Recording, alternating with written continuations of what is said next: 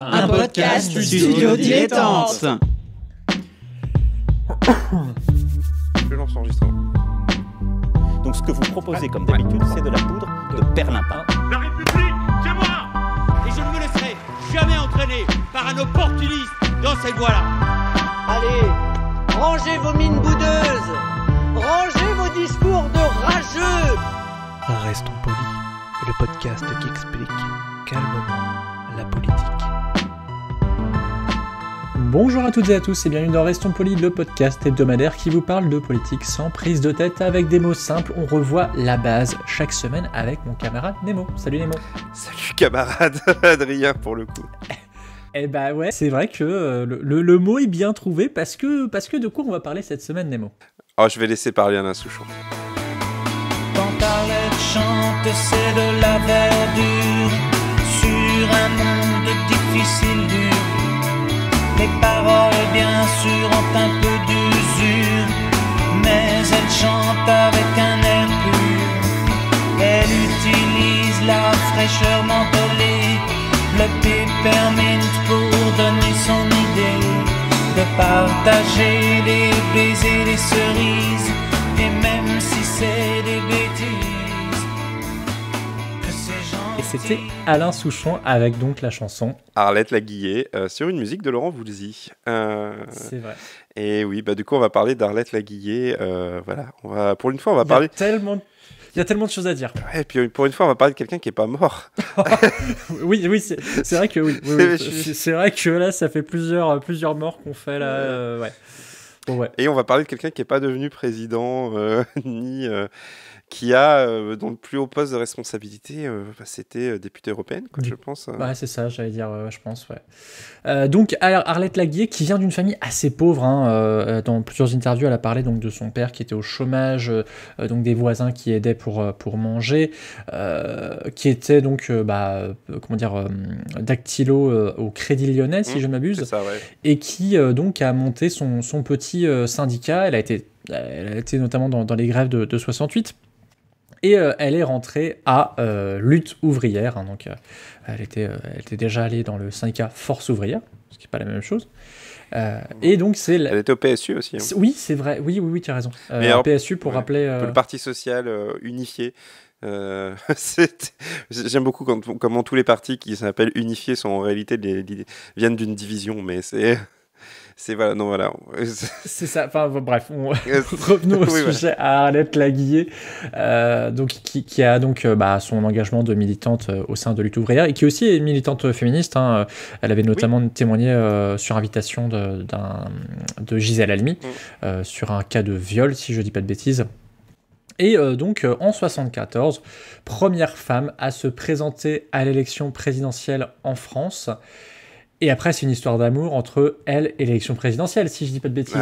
C'est la personne qui a été le plus de fois candidate. Elle a été 6 fois candidate à l'élection présidentielle. Et pour bien la situer, bien entendu, elle est située à l'extrême gauche avec Lutte ouvrière. Et et puis c'est une personnalité au-delà de ses candidatures à l'élection présidentielle qui aura marqué et qui marque encore de son souvenir la scène politique française. Je pense qu'il y a très peu de gens qui ont nos âges ou qui sont plus âgés qui ne connaissent pas Arlette Laguillet. Pour les plus jeunes, ça va commencer à devenir un peu plus ancien, mais c'est une personnalité qui a fortement marqué la France, notamment par le fait que beaucoup de Français la trouvaient très sympathique. Même si ses scores électoraux ne reflètent pas ce taux de sympathie, comme souvent avec l'élection présidentielle. Mais voilà, c'est une des personnalités les plus importantes de l'extrême gauche en France. Tout à fait, je pense que déjà Nathalie Arthaud sans doute ne serait pas là sans le travail d'Arlette Laguillet en amont dans Lutte ouvrière. Je pense que des personnages comme Besancenot ou Philippe Poutou aussi doivent beaucoup à l'image, à la pensée aussi politique d'Arlette Laguillet. Et donc justement, revenons donc à ses idées, à ses propositions. C'est quelqu'un qui ne lâche rien, est sans concession. C'est le moins qu'on puisse dire. On avait notamment évoqué qu'elle ne s'était pas exprimée à la mort de François Mitterrand. Je crois que c'était ça qu'on avait. On avait parlé Giscard, donc. Oui, puis il y a aussi ses votes au Parlement européen où, pour donner une idée, elle a refusé l'ouverture d'une étude pour la taxe Tobin, donc ce qui était la taxe sur les transactions financières. L'argument étant qu'il faut détruire le capitalisme et non pas le réformer. Voilà, c'est la position qui a été la position de toute sa vie d'Arlette Laguiller. Rappelons qu'elle vient d'un mouvement trotskiste quand même. Alors, je ne vais pas vous faire l'historique entre le marxisme-léninisme et le trotskiste, ou pourquoi les différentes composantes de ce qui était le communisme ne s'entendaient absolument pas, puisqu'en réalité c'est des disputes et des débats sans fin sur l'organisation de la révolution ouvrière et surtout l'organisation de la dictature du prolétariat. Disons que les trotskistes ne sont pas connus pour leur art du compromis. Voilà, pour être très sympathique, et que Arlette Laguiller, non, c'est une proposition radicale, c'est une proposition d'extrême gauche. Elle se qualifie d'ailleurs elle-même ainsi, et parler d'Arlette Laguiller, ça donne aussi l'occasion de rappeler ce que c'est que l'extrême gauche, parce qu'on a un peu tendance à l'oublier dans le débat politique actuel, mais l'extrême gauche, ce sont véritablement des propositions... je vais ultra simplifié, mais ce sont des propositions réellement révolutionnaires et non pas de réformisme radical. Le but du jeu, c'est de renverser la table, pas de changer les règles du jeu, c'est de changer les règles du jeu en renversant la table, pas simplement de modifier ce qui existe déjà. Et oui, parce que typiquement, par exemple en 95, elle ne donne pas de consigne de vote au second tour pour ne pas cautionner la politique du gouvernement de gauche, estimant que la politique de la gauche au gouvernement avait suffisamment démontré que les travailleurs n'avaient rien à attendre du Parti socialiste. En 2002, elle refuse d'appeler à voter pour Chirac contre Jean-Marie Le Pen. Faut quand même oser aussi. Certains diront que c'est avant-gardiste, mais... oui, c'est vrai. Quand on voit l'hésitation de Jean-Luc Mélenchon sur les élections de 2015, 14, je sais plus. 17, tout simplement. 17, voilà, c'est 17. Mais non, c'est surtout que Arlette Laguiller, en fait, il faut bien voir, quand on dit que c'est sans concession, mais il faut vraiment intégrer cette notion.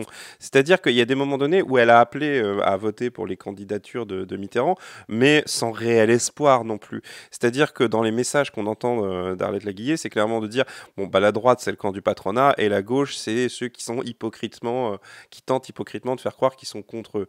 Donc il y a vraiment cette notion je fais un package, je fais un gros paquet avec toute la politique qui existe à l'heure actuelle, qui va, on va dire, du PS au RPR à l'époque, en gros, elle prend la gauche, la droite, et dit non, là, c'est pas la question. La question centrale, c'est la question du travail, c'est-à-dire les ouvriers, les travailleuses et les travailleurs, pour reprendre sa formule. On parlait de son féminisme, d'ailleurs, le fait de dire travailleuse, travailleur. Ce qui l'a distingué, d'ailleurs, du milieu dans lequel elle évoluait, c'était quelqu'un de très féministe pour son milieu. D'ailleurs, même à l'époque, on se posait la question. Il y en a qui disaient qu'il ne fallait pas mettre le féminisme devant les questions sociales. Ça rappellera des débats de l'heure actuelle. Mais voilà, elle est vraiment dans cet esprit-là. Et quand on écoute ces messages, c'est simplement dire « Je suis une travailleuse, je m'adresse à mes camarades travailleurs, et les autres, je ne leur parle pas, c'est pas mon public. Moi, je suis là pour vous dire, je profite de l'élection présidentielle pour faire passer mon message. » Et c'est d'ailleurs très intéressant de le dire, parce qu'il y a des questions qui se posent parfois dans les milieux de gauche radicale ou d'extrême gauche, genre faut-il aller dans la présidentielle, faut-il aller aux élections, parce qu'est-ce qu'aller aux élections, c'est pas les cautionner. Arlette Laguiller, elle est au-delà de ces questions. De toute façon, elle ne cautionne pas le système tel qu'il est organisé à l'heure actuelle. Donc l'idée d'imaginer que parce qu'elle participe aux élections, ce serait cautionner le système, ce serait ce serait ridicule, parce qu'en fait tout son programme vise à le déconstruire. Du coup, elle, je pense que très globalement, c'est j'ai une occasion de passer à la télé, j'y vais. De toute façon, Poutou se pose pas la question non plus, Besancenot non plus. Oui, c'est vrai, et c'est en ça que je dis qu'elle a ouvert sans doute une voie à des Besancenot et des Philippe Poutou, parce que c'est justement entendre, et encore aujourd'hui, des mots comme travailleur ou travailleuse dans les discussions politiques, c'est quand même pas commun. C'est rappeler des concepts comme la lutte des classes. On va pas vous faire un cours de philosophie ou de sciences politiques. C'est vraiment des choses sur les questions féministes, puisque par exemple c'est quelqu'un qui s'était prononcé très tôt sur l'éducation à la contraception et à la sexualité. Enfin, c'est vraiment des choses ouais, très, très concrètes. Et d'ailleurs, Hello a toujours mis un point d'honneur à recruter ses troupes directement dans les entreprises, souvent par le biais de syndicats d'ailleurs, plutôt que de prendre tout simplement les militants les plus peut-être les plus actifs. Il faut bien dire quelque chose. Ici, quand LO, c'est un parti. Alors, je ne sais pas si vous avez essayé d'y rentrer, mais c'est quelque chose. CSP. Hein? C'est CSP. Donc, par exemple, on peut avoir des pseudos. Apparemment, ça a l'air. Il y a, dans un papier que je mettrais, il y a une accusation de pratiques sectaires. Bon, je pense pas qu'on y est, mais effectivement, il y a faut montrer pas de blanche. Tu vois, tu retrouves le trotskisme, c'est-à-dire il n'y a pas qu'une organisation des travailleurs, organisation horizontale, etc. Voilà, donc c'est quand même une organisation particulière. Et là, d'ailleurs, la façon dont il les tracts, les affiches, etc., enfin les documents politiques produits par Lutte ouvrière, vous pouvez aller regarder en ligne, vous verrez que ça n'a rien à voir avec un tract tel que vous avez l'habitude. C'est-à-dire, c'est un cauchemar d'une agence de com'. Les tracts Lutte ouvrière, et vous donnez ça à une agence de com', ils vont vous dire que c'est tout ce qu'il faut pas faire en fait dans un tract ou dans une affiche électorale, parce que c'est beaucoup de texte, on profite on imprime le maximum, on en met le maximum. Et voilà, et c'est ce qui distingue véritablement on va dire l'incarnation de l'extrême gauche versus ce qui est devenu la gauche radicale. Ou quand vous prenez les dernières campagnes de Mélenchon, vous avez parfois l'impression de voir un truc pour des assurances quand même. Hein. C'est au niveau de l'iconographie. Hein. Et c'est vrai que Arlette Laguiller a vraiment incarné ça, et c'est ça qui manque, qui est fou. Qui est fou et qui manque. Alors, elle est encore en vie, en tout cas à l'heure où on enregistre. Hein. Elle fête ses 81 ans, je crois, cette année. Mais c'est vrai que oui, quand elle va partir, c'est un pan de l'histoire de gauche qui va sans doute. Quand je dis que ça manque, en fait, c'est pas le ton qu'il faut absolument une candidature d'extrême gauche, mais c'est que pour ce courant politique, il manque une représentation véritable. On le sait, on est dans la 5e République, on est dans l'élection présidentielle, qu'on l'approuve ou qu'on le regrette. Il faut des personnalités médiatiques pour incarner le mouvement, pour incarner les idées. Parce que les idées ne vivent pas sans des gens qui les portent.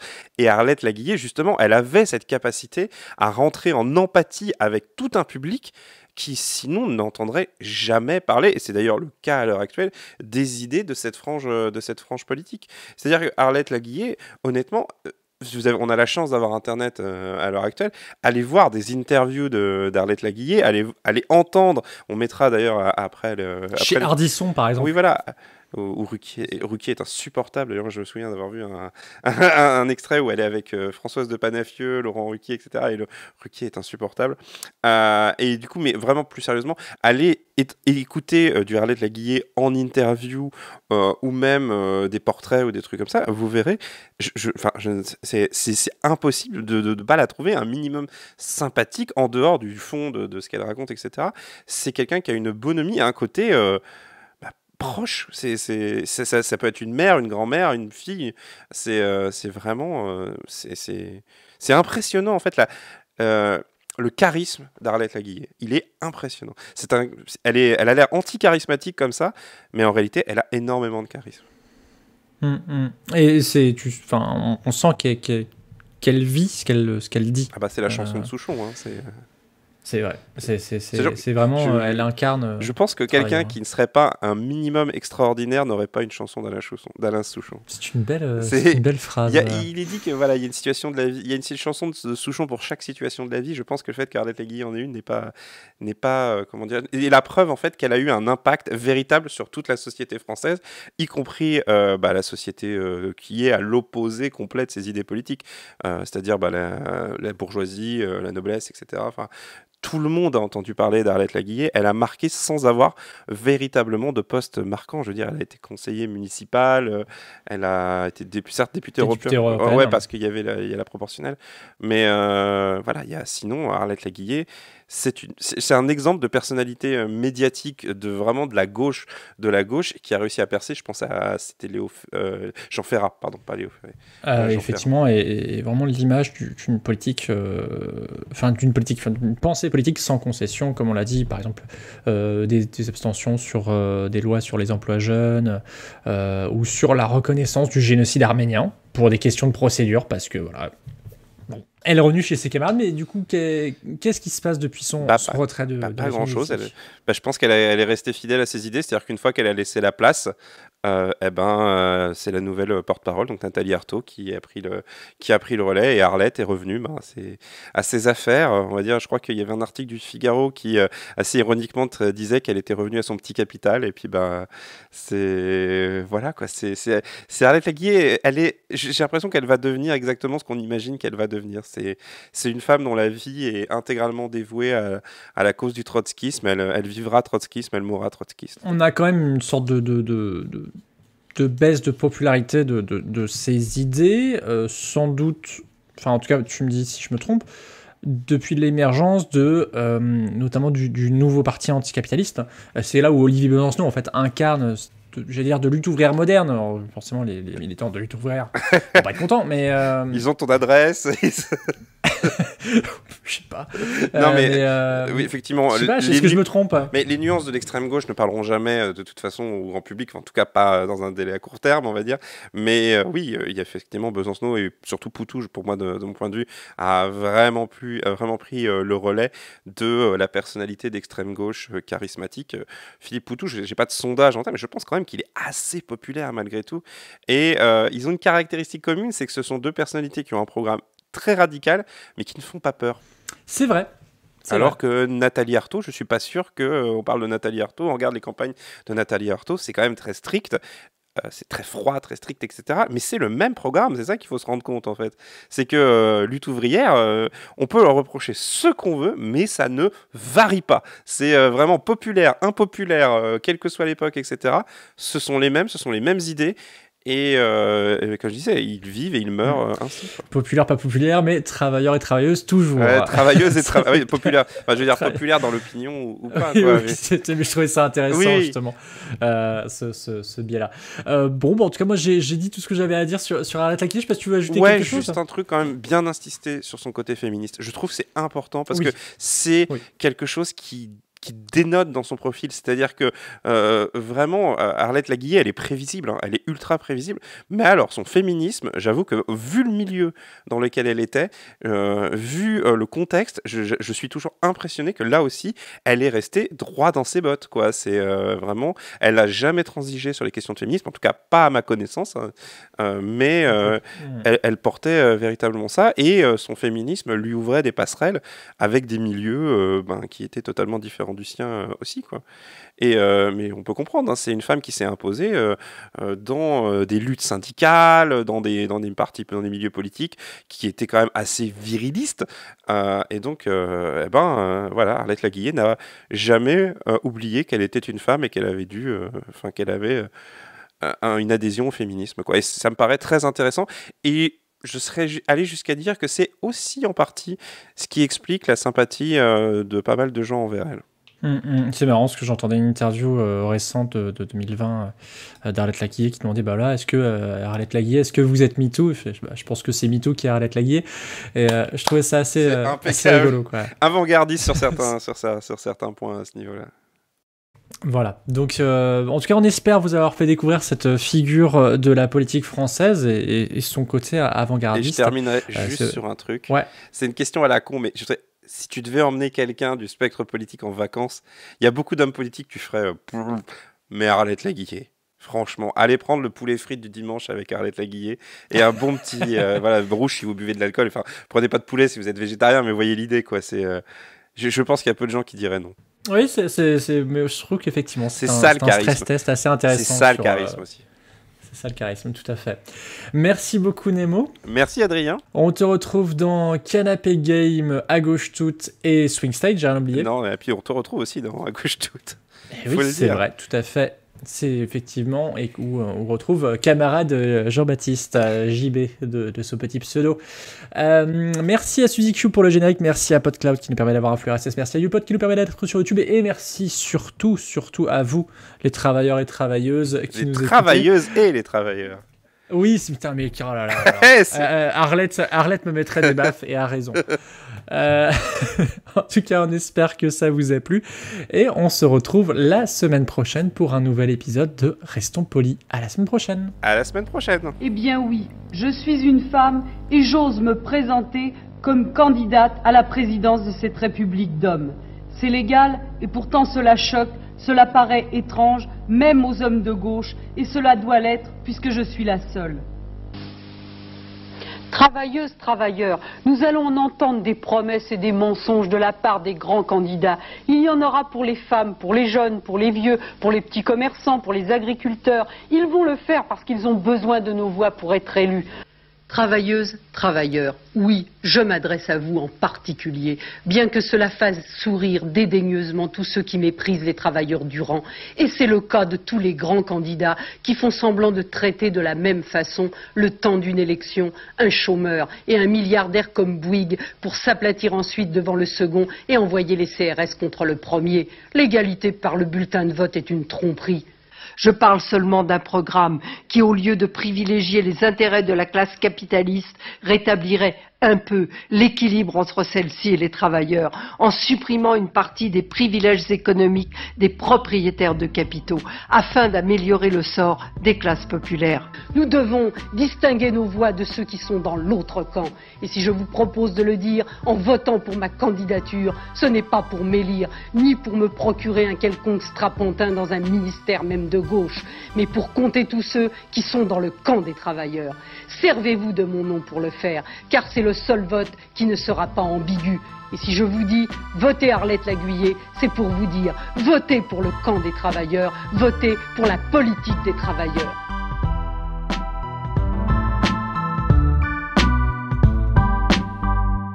Pour soutenir ce podcast et l'association qui le porte, rendez-vous sur tipeee.com/studio-dilettante.